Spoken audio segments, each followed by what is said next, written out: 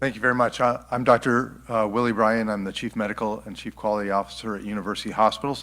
And I just want to first start by thanking the mayor and his staff for really the fabulous job that they have been doing throughout this and their leadership.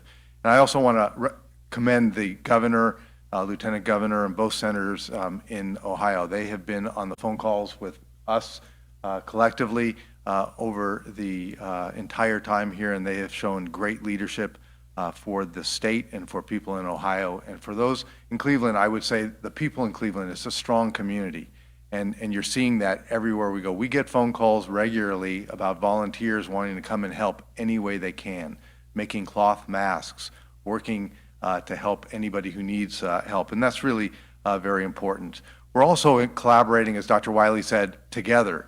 The clinic, Metro Health, SUMA, and University Hospitals are all working together. We have regular calls, regular briefing with the departments of health in each of the counties that we have hospitals in, and certainly here in Cuyahoga County.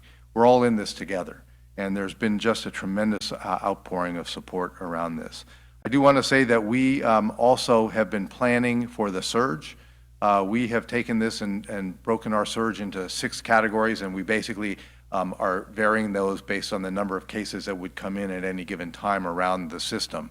We're planning for up to a 300% increase in our capacity at University Hospitals, which would take us up to 6,000 total beds in our system.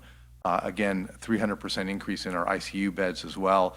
We have been working very hard to do tabletop exercises at each of the hospitals and as a system. I think that that's very important for all of us as we prepare for what this surge might look like, because we actually don't know which areas of the region are going to get hit first or hit hardest, so we really need to be able to be adaptable. We have the ability, and working with our EMS teams in place, to actually move patients or move equipment based on the need as well in this, if this and when this surge occurs. What I can tell you right now is we are currently cohorting our COVID-19 positive patients at the CMC Cleveland Medical Center campus into 1 ICU and 1 unit right now, but we have plans to expand that as needed if and when that need arises.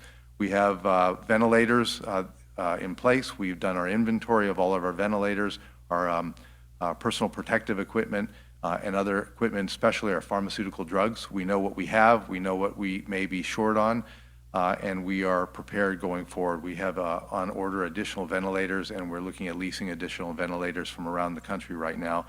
Our concerns are ventilators, protective equipment, and test kits right now. And those are the things that we're really challenged by, and we're really working very hard on that.